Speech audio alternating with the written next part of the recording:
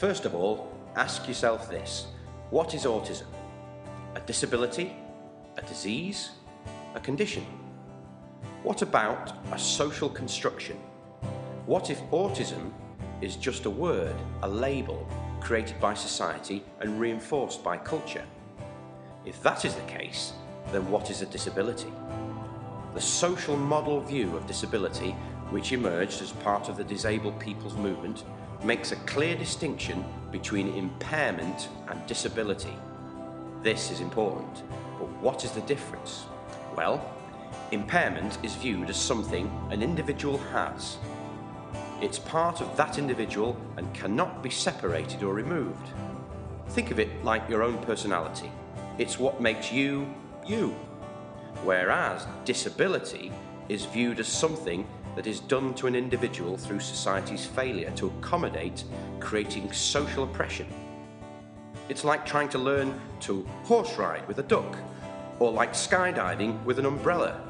You cannot do it if you are not given the right tools to complete the task. It is this social model view which argues that through prejudiced attitudes and beliefs operating within our culture, it is in fact society that disables an individual. Basically, the social model states that society is at fault, not the other way around. But is it as simple as that? Autism is currently medically identified as a neurodevelopmental spectrum condition, therefore viewed by society as a disability, a deficit. Therein lies the problem. This definition is in line with the medical model view of disability, which is a dominant framework, so the one we as a society use the most, which describes disability as being an individual problem. It centralises the impairment, centralising autism to make that the issue, therefore failing to see how society is at fault. It is this medical model view of disability which implies that autism is an abnormality, a deviation from what is considered normal, meaning that the medical model view is the opposite of the social model. It suggests that the individual is at fault. Again, there is that label. Autistic people are culturally viewed as abnormal. But hold on, do you consider yourself to be normal? What is normal? Normalcy is portrayed as an ideology, a concept or idea which shapes our decisions and how we appear to others, allowing individuals to compare themselves to others around them. It allows for validation and that feel-good factor, therefore carrying a social advantage. But what or who do we compare ourselves to, I hear you ask? Well, amongst other things, abnormality of course, people who are considered disabled. There is a whole spectrum of what we might consider abnormal, and it seems disability falls on that spectrum. This idea of normalcy needs abnormality in order to exist. It needs something to compare itself to. It needs those individuals who have been labelled. Like salt and pepper, yin and yang, you cannot have one without the other. If this is true to the case, then this idea of normality is a concept which has become reliant on measuring itself against those it has excluded. For example, it could be argued that autistic people fall into this category. This enforces segregation, a cultural divide. You might not be able to see it, but it's there, like an invisible wall. So who decides who is normal and who isn't? The answer? Society. Professionals, those in power, the elite, have enforced a system called the bell curve, or the normal distribution curve. This is a procedure which applies statistical principles, so maths to humans. I know what you're thinking. How is that possible? How can you apply maths to a human when everyone has a different personality? Well, this is one of the problems, one of the limitations of the medical model. The individual's personality is overlooked to focus on the impairment, the medical research. Solely focusing on medicine fails to take into account social and emotional factors of autistic people's experiences, viewing them as a number, as definitively calculable, rather than human. This, combined with society's trust in medical authority, leads to a common cultural view of disability being a failure, meaning that autism begins to be perceived, viewed as a problem to be resolved or even cured. So now, not only is autism viewed as a label, it is now associated with something to be feared and avoided. Labelling and fear therefore go hand in hand to encourage social exclusion and discrimination. It gets worse. It is this whole process that suggests that autistic people are inferior, culturally undesirable. This can have a massive effect on how we as a society treat autistic people, creating prejudice, attitudinal barriers. It is this strive for normalcy and perfection which may allow for an advocacy of infanticide and modern eugenics. What is that, you ask? It is where medicine intervenes with the use of genetic engineering to prevent disabilities, to prevent autism. Basically, elimination. Think Darwin's survival of the fittest. It's like a hierarchy, a pyramid, where disabled people, autistic people, are placed by society at the bottom and those who are able-bodied are at the top, seen as superior, in power. So, can you see it now? Normalcy is social construction that needs to be challenged. I mean, ask yourself this. Do you want to be considered normal? Just think of it like this. If someone complimented you saying that you are normal, would you be happy? No. You want to stand out, not blend in. So why presume that this is the case for autistic people? That whole saying of don't be sheep. We as society need to realise that difference does not mean deficit. It doesn't have to be negative. Think about it. We should live as co-equals in a state of interdependence, in a culture of neurodiversity. Think of it like a jigsaw puzzle. It will not work without all the pieces. Autism is not something to be cured or eliminated. Conceptions of normalcy need to be challenged, need to be changed. As a society, we are constantly subjected to negative, stereotypical, cultural representations of disability, being a tragedy to be pitied. So, more labels. Just think about it.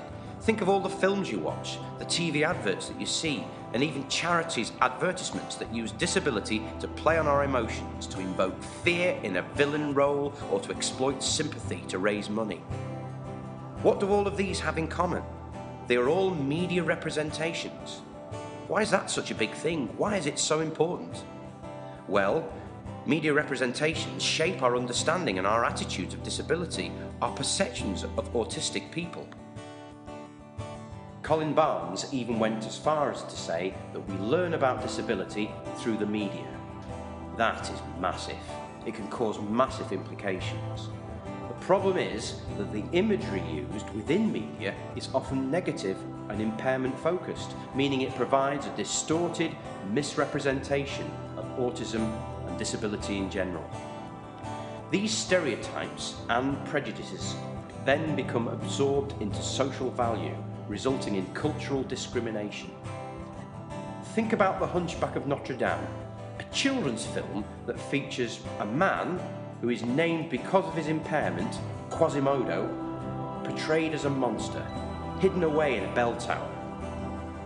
Not only will this imagery have long-term effects on children's attitudes towards disability, but it also highlights the historical belief that disabled people, autistic people, should not be seen linking to institutions. Hold on, what is an institution? Well, historically, institutions segregated or separated those who are able-bodied and disabled people, resulting in autistic people's social isolation from mainstream society. Just think of this like the isolation you get at school, where you're kept inside whilst all your friends are playing outside. The difference being autistic people have done nothing wrong. This segregation is still an issue today within both the mainstream and special schooling system. It's a battle between inclusion, where schools adapt and accommodate to include disabled people, and integration, where schools fail to change teaching practice, resulting in segregation. It all comes down to equality. Think of that hierarchy. Autistic people, viewed as inferior, are not given equal rights. They are not treated the same as those who are considered able-bodied. Ableism. This prevents an inclusive education system. All of this because of that idea of normalcy, which conveys assumptions of failure, where the label becomes attached to autistic people who have failed to conform to cultural norms. Charities are another culprit of this, portraying the idea of personal limitation. What? How? I hear you say. Charities are supposed to be doing good. The facts are that charities are often run by able-bodied people, people who are not considered to be disabled, meaning that they are often impairment-specific, targeting their resources at disabled people in order to fix or cure them. They encourage, are advocates for, medical intervention. Remember eugenics? This means that these types of charities often work in line with the medical model of disability by suggesting that there is a need for improvement, suggesting autistic people have to change to fit into society. Charities run by able-bodied people are often run as a business, raising money through the media by exploiting sympathy based on the portrayal that disabled people are dependent on those who are able-bodied. This is capitalism, where the main goal is focused around making profit, making money. We work to earn money. We then spend that money, then have to work more. It's a cycle of capitalism, which could be said to exclude and exploit disabled autistic people. This process arguably results in two things. The first is to take the pressure off the government, allowing society to avoid its obligation to remove social barriers. And the second is that by implying that disabled people are dependent on those who are able-bodied suggests that they have an inability. This then reinforces the idea that autistic people are kept in certain positions within society at the bottom of the hierarchy. So, you guessed it, media is a communicative tool which is often aligned with the medical model of disability. The media arguably encourages certain ideals, so norms, in an attempt to objectify and rationalise disability, meaning autistic people are now viewed as objects. They are dehumanised in order to provide false generalisations. And all of this is based around that label, autism. So, finally, what is so bad about labelling? Well, in case you haven't already guessed, labelling reinforces and encourages behaviour that places those with a disability, autistic people, on the fringe of society, outside the spectrum of normal, therefore acting like a self-fulfilling process. Imagine when you were younger, you were constantly being told that the tooth fairy existed and you believed it. You were being told by adults, those in power, and it was constantly being repeated. So why wouldn't you believe it? It is power in words and language passed on through generations, like a domino effect. I guess that's saying of sticks and stones may break my bones, but words will never hurt you, isn't exactly true. It's a constant cycle of deprivation and dependency. Take a look. Society implements the medical model of disability, which enforces norms and expectations, which is then reinforced by cultural representations such as media, and finally encouraged through labelling and language. How do you break that cycle? Well, it's evident that the medical model has enormous cultural power. However, through the recognition and removal of barriers, it is possible to raise awareness and remove ignorance. Working interdependently, as one, we need to confront and challenge the value system, the society in which we live, to promote equality.